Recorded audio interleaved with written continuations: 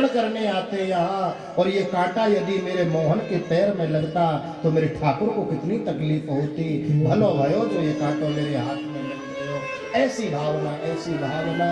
और रात्रि में जब सोया करते थे ना, तो वो झाड़ू की सीख जो होती थी ना, उसको खोल के पूरे बिस्तर पे बिछा लेते और उसके ऊपर सोया करते थे। लोग पूछते, बाबा लोग तो डल्लपे गद्दों पे सोते, बड़े गुदगुदे गद्दे बिछाते, और आप ये झाड़ू के ऊपर सोते हो। तो बाबा रोते रोते कहते, भैया ये सोहनी ने मेरे राधा माधव की चरणन की सेवा करी है, यानी भगवान की चरण रज की सेवा करी है। या लिए मैं या के ऊपर सोऊंगा ना, तो या के परमाणु मेरे अंदर आएंगे, तो मेरे अंदर भी थोड़ी भगवान की भक्ति जागृत हो जाएगी। ऐसी भावना।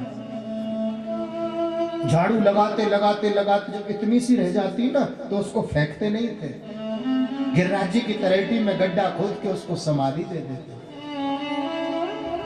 ये होती है भावना, भावना, भावुक। रसिका भुवि भावुका, दो प्रकार के लोगों को निमंत्रण दिया। और पुनः वहीं नैमिषारण्य तीर्थ में श्री सूत जी महाराज बड़ी सुंदर दिव्य कथा श्रवण करा रहे हैं। और शौनकादि ऋषि कहते हैं, ऋषयः ऊचो, जैसा जैसा बोलो वैसा ही रिपीट करता है, विशेषता होती है उसकी, जो सिखा दो वही बोलता है। कृष्ण की गोदी में बैठे सुख तो राधा जी की कथा सुनाए, राधा जी की गोदी में बैठे तो कृष्ण कथा सुनाए। एक बार सुखदेव देख रहे थे कि ब्रह्मा जी, इंद्र आदि सभी देवता पहुंचे भगवान के पास में और कहने लगे, धरती पापों के बोझ से भारी हो गई है, आप आइए प्रभु, कलिकर अवतार लेकर आइए और पृथ्वी के भार को दूर कीजिए। तो भगवान ने कहा, ब्रह्मा जी चलिए, हम जरूर आएंगे। राधा रानी और भगवान कृष्ण दोनों में चर्चा हो रही थी कि चलो देवी, अब तो हमें धराधाम पे चढ़ना है लीला के लिए। और जैसे ही दोनों में चर्चा हो रही ना, तो सुखदेव जी वहां पहुंच गए रोते रोते। राधा रानी जी से बोले, आप चले जाओगे तो फिर मैं किसके सहारे जीऊंगा, मुझे भी ले चलो ना अपने साथ मृत्यु लोक पर। तो राधा रानी ने कहा कि चलिए चलिए, तुम चलिए।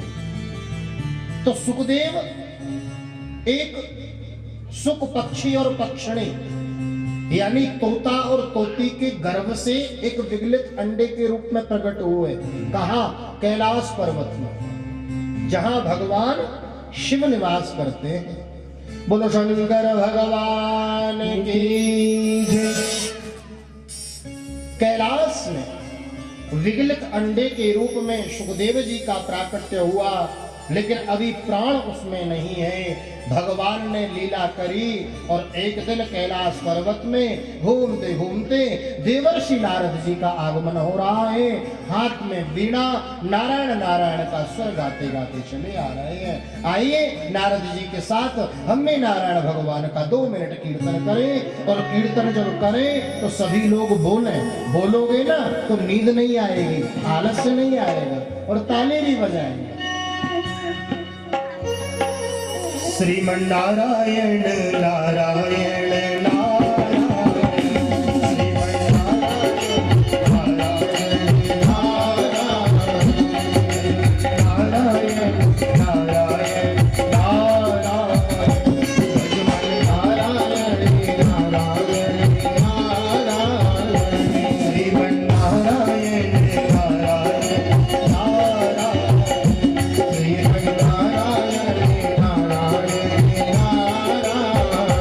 भक्ति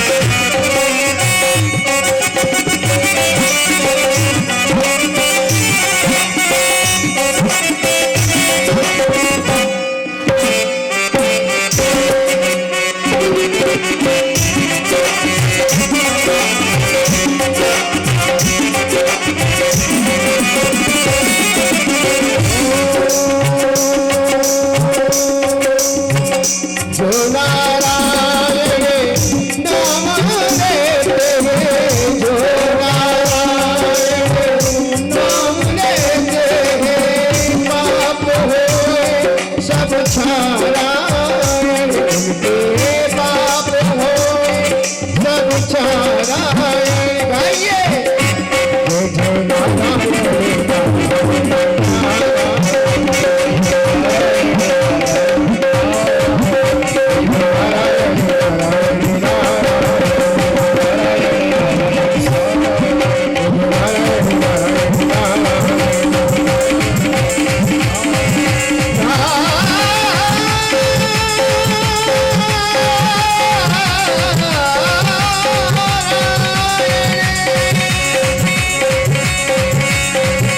पार्वती ने बड़ा सुंदर स्वागत किया। बाबा आओ, बड़े दिन में पधारे, बड़ी कृपा करी आपने जो आए। आप सुंदर पात्र में जलपान कराया बाबा को, एक पात्र में सुंदर सुंदर लड्डू बाबा को भोग लगाने के लिए दिए। बाबा भोग लगा रहे हैं, जल पी रहे हैं और कहते जा रहे हैं, माता जी क्या करूं, घोर कलकाल आने वाला है आगे।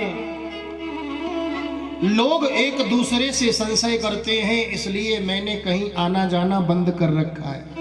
कहीं जाता नहीं, मैं किसी के घर में नहीं जाता। माता पार्वती बोली, लोग संशय करते हैं, कैसे कह दिया आपने? बोले हाँ माता, मैंने देखा घरों में जाकर कोई किसी से सत्य नहीं बोलता,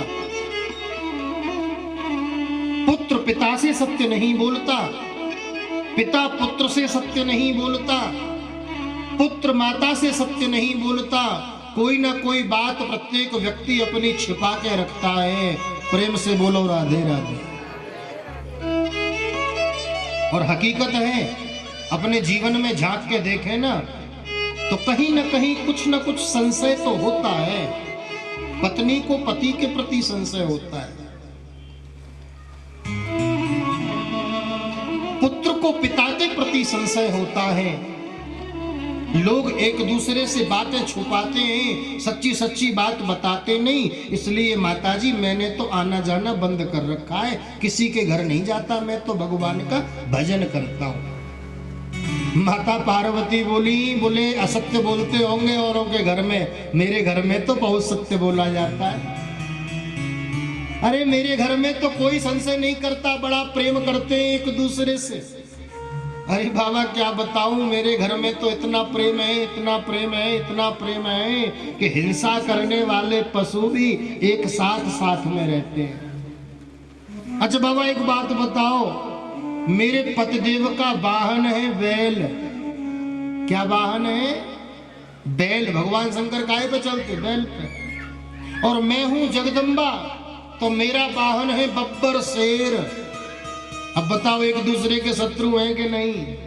लेकिन फिर भी कैलाश में साथ साथ रहते हैं, साथ साथ रहते हैं। और बताऊं बाबा, मेरे पतिदेव के गले में सर्पों का हार, सर्प रहते। और मेरा जो पुत्र है ना गणेश, उसका वाहन है चूहा।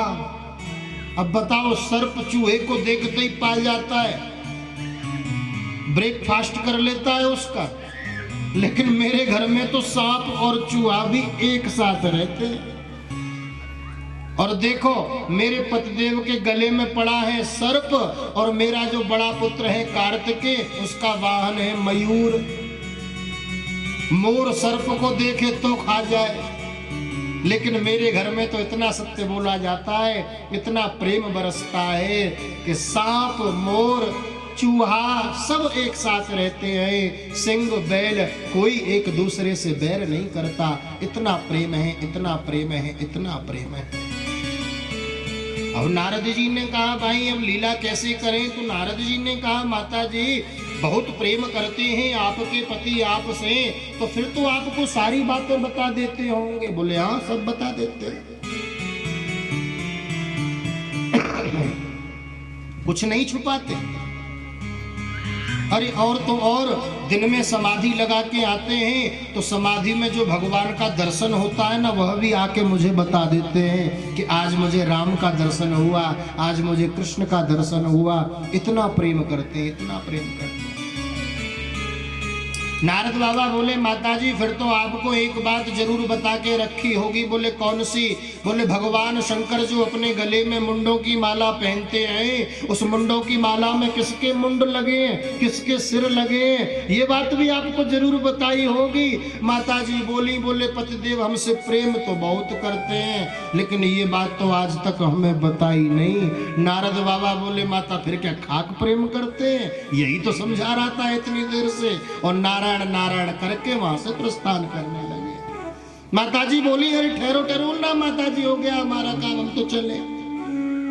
वो जैसे ही जाने लगे तो भगवान शंकर समाधि से लौट रहे थे। भोलेनाथ की नजर पड़ गई, पूछ लिया बाबा कहाँ जा रहे हो? रुको रुको, अरे बहुत देर से थे आश्रम में, माताजी के साथ सत्संग हो रहा था।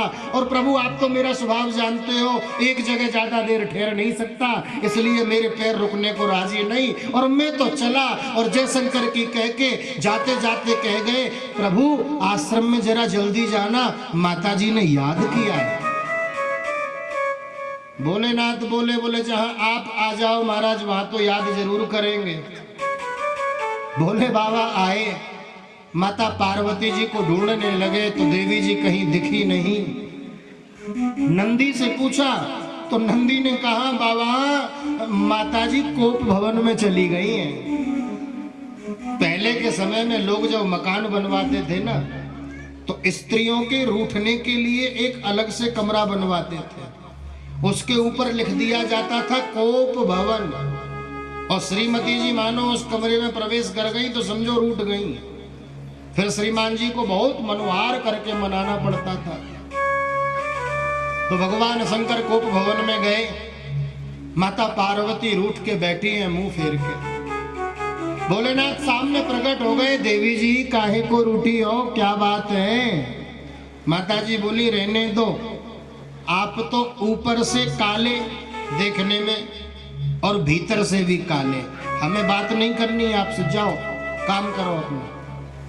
बोले बाबा, बोले देवी ऊपर से तो काला हूं मैं, चिता की भस्म लगाता हूं, लेकिन भीतर का काला तो वो होता है जो कोई बात छुपाता है, मैं तो तुझसे कोई बात छुपाता नहीं। फिर तूने मेरे को कपटी कैसे कह दिया, काला कैसे कह दिया? बोले स्वामी जी कोई बात नहीं छुपाते। बोले ना, तो बोले आज तक आपने ये बात तो हमें बताई नहीं कि आपके गले में जो नरमुंड माला पड़ी है उसमें किसके सिर लगे हैं। भोलेनाथ बोले देवी तूने पूछा नहीं तो हमने बताया नहीं, आज तू पूछ रही है तो बताए देते। बताओ। भगवान भोलेनाथ गंभीर होके बोले देवी मैं तुझसे कितना प्रेम करता हूं, इस बात का कोई प्रमाण यदि है तो यह नरमुंड माला है। क्योंकि जब जब जन्म लेके तुम आती हो और समय आने पर तुम्हारी मृत्यु हो जाती है तो तुम्हारी याद मुझे अगले जन्म में भी बनी रहे, इसलिए तुम्हारे ही मुंड पिरो के इस माला में पहन लेता हूँ। इतनी बार तुम्हारा जन्म हो चुका है। माता पार्वती बोली, बोले स्वामी जी अब तो आप महाकपटी निकले, क्योंकि हम इतनी बार मर चुकी हैं और आप एक बार भी नहीं मरे। हमको इतनी बार मरना पड़ा, आप एक ही जैसे, और हम इतने जन्म ले चुकी हैं। अरे आपने क्या अमृत पान कर रखा है? बोले हाँ देवी मैंने अमर कथा पान कर रखी है। अमर कथा? हाँ। वो क्या है? बोले वह अमृतमयी श्रीमद् भागवत की अमर कथा मैंने पान कर रखी है, जिसको पान करने के बाद फिर व्यक्ति की मृत्यु नहीं होती, नहीं, जन्म मृत्यु के कुचक्र से मिट जाता है। इसीलिए भागवत की कथा सुनी जाती है, हमें दोबारा आना न पड़े। लेकिन कब? जब पूर्ण रूप से कथा सुनोगे, पूरी कथा सुनोगे। देवी जी पार्वती जी भी नहीं सुन पाई, आगे सुनो कथा में, हमारी आपकी क्या चले, वह भी नहीं।